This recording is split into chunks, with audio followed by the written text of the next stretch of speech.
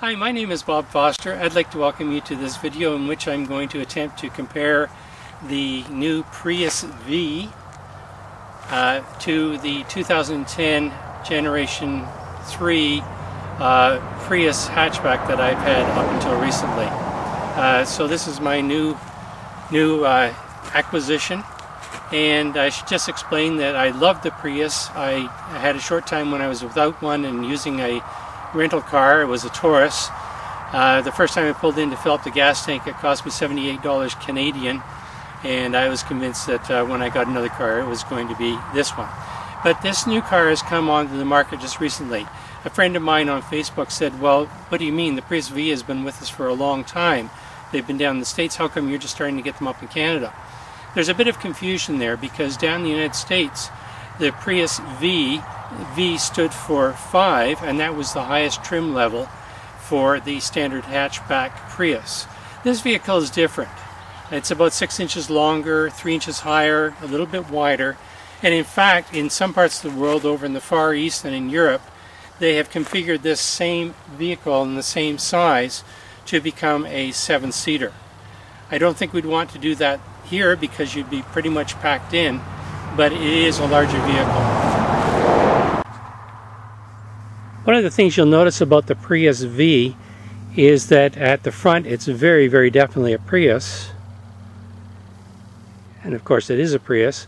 But as you go to the back, the profile is much different. It's more squared off. In fact, if you find yourself driving behind a Prius V, you may be surprised even to see the Prius emblem on it, because from the back end it looks very much like a crossover or a mini SUV or a wagon. From the front you'll see a blending of the styles used on the third generation and second generation Prius, with one small but very interesting difference. I'm going to come down, and when you look at the headlight assembly, you'll notice that there's a ridge that runs across the top of it, and apparently the purpose for that ridge is to deflect air so that the rear view mirrors cause less drag on the vehicle. There is a greater amount of drag in this vehicle than the traditional Prius hatchback. However, the coefficient of drag on the hatchback is 0.25, and on this vehicle it's 0.29. There are many excellent videos on YouTube already about the Prius V, and so I think in this one I'd like to concentrate on the things that differentiate it from the third generation Prius hatchback. I should indicate as well that my needs are pretty simple, so in both cases I bought the base model, but when I compare the base model 2010 Prius hatchback to this one, there are some significant advantages in this one. One thing that you may have heard of is that the rear seats both recline and move back and forth. I think just the ability to have the back seats recline and move around a little bit will make it a lot more comfortable for passengers on road trips. Another difference that I appreciate in this model is that the floor mats are rubber, and as you can see, the one in the back seat is continuous. The floor is flat, and so it goes right across both spaces for passengers in the back. Now again, this is the base model, but there's quite a difference in the display as you start the vehicle up. Just apply the brake.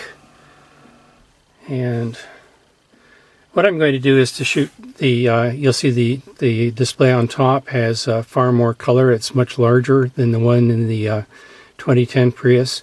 And then just go down here so you can see how quickly the audio system connects with my iPhone or any other smartphone with Bluetooth. Here we go.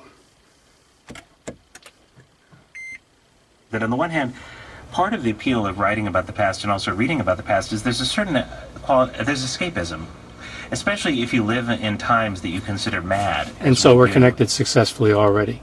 Okay, that's pretty quick. Lots of information available. We have, when I was driving the 2010 Prius, I know I like to keep the gauge on that showed me if I was driving in the echo range and as distinct from the selection of the echo mode here. But was I driving in the green range, or was I up in power mode, or was I driving with the EV. And the battery only mode is now signified by this little car that comes on when you're in that mode, and you can tell when you're charging by looking at the white section at the bottom of the bar. This is on all displays now, so you don't have to go into a particular mode to look at that. And the other handy items are your battery is on display all the time, and you can set several trips. There you'll see I just did a run of, what's that, a little over 40 kilometers, so that'd be about 25 miles. And I was taking it easy on the gas, but not hypermiling, because I was out on a highway where the speed limit was 80 kilometers, or about 50 miles per hour. And I still managed the round trip with 4.0 liters per 100 kilometers, which is about 70 miles per gallon Canadian, for a Canadian imperial gallon, or probably close to, it would be 59, I think 58 or 59 miles per gallon for a US gallon. Down on the, and again, this is going to be a much fancier display if you have one of the upgraded models with navigation. But down here, I do appreciate what they've built in. The audio system, for instance, we're on FM right now, but we can choose other sources. There's the FM, and I'll just click all. We'll see that one of the sources here is Bluetooth. And there it's picked up the iPod information from my iPhone and is starting to play Bluetooth for me. I can go back to source. There's an auxiliary which I assume would be used if you, I'll turn that off. Auxiliary would likely be used if you were using a something like a Sirius satellite or something, the Bluetooth, AM, and FM. We'll go back to that. Multifunction display also shows you information about the car. Here's some information about the last trip that I just took.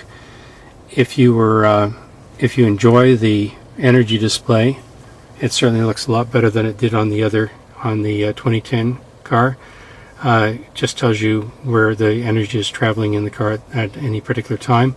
I find that when somebody's brand new to the Prius, they may want to look at that for a moment, but it's not something you use very much after that.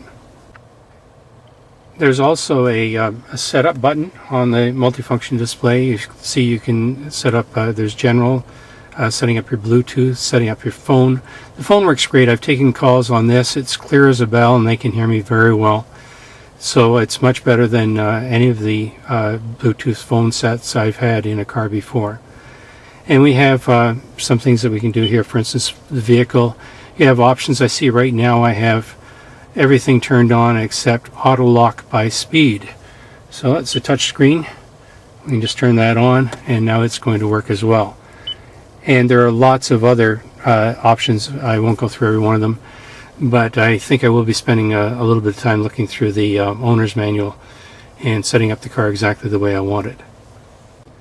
One more thing you will see on the multifunction display would be the backup camera, which is now standard. And you'll notice the note down there, check surroundings for safety. This is the view. I find that this goes down very close to the ground.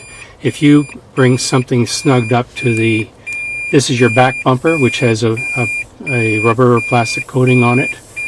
And if you bring something up close to that, about this far away, you may only be about 6 inches from the vehicle, so you better leave a little bit more space than that. Other than that, I find the rear view in this car superior to the hatchback, simply because there's no middle line. And I'm just going to switch this out of reverse. There we go. There is a column back there, and combined with the headrest, that does provide somewhat of a blind spot. However, the vision through the rear view mirror is actually very, very good. And maybe I could just mention something that I read somewhere, and I'm afraid I don't have the reference for it anymore. But to set up your mirrors properly, you really shouldn't be able to see the side of the car as you're traveling. The setup procedure should be that you go over to put your cheek against the driver's side window, and then you move the mirror out until you just barely see the car, and then you move your head into the middle of the vehicle, and let's see if I can get this one now. Move that so that you just barely see the car. This takes a little bit of getting used to, because you aren't going to see this side of the car as you're traveling. However, what it does is that a car will now be visible in your rear view mirrors right up until the time that it becomes visible in your peripheral vision. In other words, a car that's right back there is going to remain very visible in this mirror until it gets to about here. And that's a much safer way to drive. I really like what they've done with the heating controls. When I first saw this, I thought, who needs a button that large? But the point is that you hardly need anything else. This is a button that shifts as well. And so if we're looking at fan speed, you just jog the button to the side, and now we're controlling fan speed. Or if you want to get back to temperature, you jog it a bit to the left. We can now control the temperature. And if you jog it once more to the left, you now control the mode.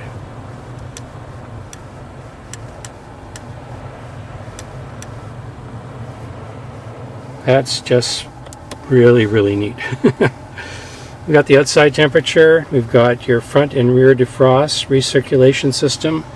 Over here, we've got the air filter, air conditioning, and turning the fan off.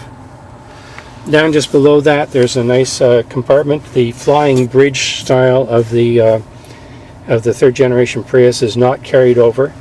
What you do get instead is some very usable space. The mats on the bottom have been set up so that if you put coins or something into them, they won't jingle. And we have, if you had the higher level models, you would have your heated seats down here. We still have a power 12 volt source there, and we have both the USB and the auxiliary connectors right there, which makes it a lot easier if you're charging an iPhone, or if you're, in my case, I don't have navigation, so I'll be putting my TomTom GPS in there. Here's where you select your modes. There's also under here a little another drink space, but of course that gives us 4 in the front here. We have drink holders on either door, one in the center, and we can pop this one out here. One more for your passenger. So you can feel free to bring along a bottle of water and a coffee or whatever you want at the same time. We do have the same upper and lower glove compartments that were in the Prius third generation. And I'm sorry I can't speak to earlier generations because I just became a Prius driver in 2010. But I find them really, really handy. And in fact, the whole space has, this is something that has carried over. That's for your glasses, and your light controls and everything else are up on the top here. I didn't get the sunroof, but I think it looks really neat. For those of you who do get it, I'm sure you're going to enjoy that. Okay, one last thing would be that the center console storage space opens towards the driver now. There is a top shelf there that can be removed if you want to use more of the space. And the only thing I am concerned about is that this is a fabric. It might be nice at some point to have that term. Well, I got the package that is supposed to stain proof all of the material here. Also down in the bottom, I don't know if you can see it, but it is sort of carpeted there, and that means that you can throw coins and such in and they're not going to rattle around while you're driving. Certainly adequate storage areas throughout the whole vehicle. In the back seat there's lots of room for drinks in the side door panel. Very large back doors, by the way, easy to get in and out of, and overall the car seems to sit a little higher than the hatchback Prius I find them a little further off the ground. There are 2 more spaces there for drinks, and of course one on the far door. And these go away like that. There we go. I don't really anticipate getting into any tight spaces where I'll need to use the breakaway side mirrors, but they are there. And one thing that I do appreciate very much is that compared to the base model 2010 Prius, these rear mirrors are heated. As soon as you click on the rear window defroster in the wintertime, the side view, rear view mirrors on the side of the vehicle are also heated and will be cleared of ice and frost. That's a great advantage up where I live, which happens to be in Ontario, Canada. While we've got some nice sunshine out here, it'd be a good time to look at the cargo bay. You'll see that I have the back seats down, and I have a couple of mats that I've put in there. In a moment I'll show you how you can judge the size of the cargo bay by placing those down. Compared to the Prius that I was used to, which was a 3rd generation 2010 base model, but a 2010, there is more cargo space both in this area above the deck and also below it. The materials are lighter, and at first they seem just a little bit flimsy. This, for instance, seems to be like styrofoam coated with plastic or something, but here's what you're used to, or I was used to back in the 2010 Prius, and that is that the cover fits into a slot right here. Now both sides come off, and so let's just scan and take a look. We have some places for hiding a few things over on that side, the right hand side. Here's the cover. So a decent bay all through here, which I found really useful before for storing things. And then over on this side, the size of that bay is big enough for the adapters that are used for the wheel nuts. There's another storage space here, another storage space here. And then the huge advantage is that there's an additional large bay right back up in here. So that probably is much more than double the space that I had underneath the deck on the 2010 Prius. These things are very light, as I said. They feel like styrofoam. There we go. Everything, I'm sure they've not used 1 ounce of weight anywhere in this car that they didn't have to, and so that's likely why it is that way. And here's your access to the spare tire. Again, these things lift out very easily. Super easy access compared to what I was used to. And that must be the modified battery. Somehow they've managed to give us a lot more room in the back here. One of the things I need to haul around on a regular basis are signs that are made out of 4x4s, and they tend to get very dirty. So I'm protecting the cargo area a little bit by putting down some extra mats. These are just ones that I picked up at a local store for about $10 a piece. They're 4 feet wide and 3 feet, or 3 feet wide and 4 feet long, I guess. The 4 feet would be from that corner over there to this corner. And you can see that it rides up a little bit on the wheel wells on each side. And then the 4 feet, you have more than that, definitely, as you get ahead of the wheel wells. Lots of space up there. And so that means that the space in here looks like it's roughly almost 4 feet wide plus in some areas, and definitely about 6 feet from the tailgate up to the seats at the front. Okay, in summary then, I've been very pleased to have the 2010 3rd generation Prius in the past. As a matter of fact, I did some hypermiling with it and got an amazing gas rate of, this will be in Canadian terms again, but 2.8 liters per 100 kilometers, which would be a little over 100 miles to the gallon per Canadian gallon, and I'm not sure that would have to be over 80 miles per gallon for the US gallon. However, I do feel that again, from base model to base model, that I've been given a few special extras or gifts by Toyota as I've moved into this new vehicle. I have no idea how they're able to produce this and charge, at least in Canada, I believe it's $600 less for this vehicle than for the hatchback, which uses exactly the same drivetrain. But that is the case. It was a less expensive vehicle, and yet still the things that I have that are advantages over the base model 2010 would be the backup camera, which is standard on all vehicles.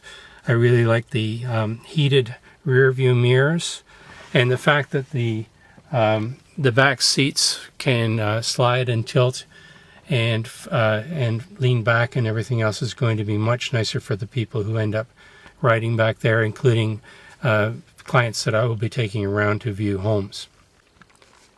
So thanks very much for taking a few minutes to watch this video. My contact information is all available on my website at bobfoster.ca, so bobfoster.ca. And if you'd like to ask any further questions about the Prius V, you're welcome to contact me by email. Thanks again.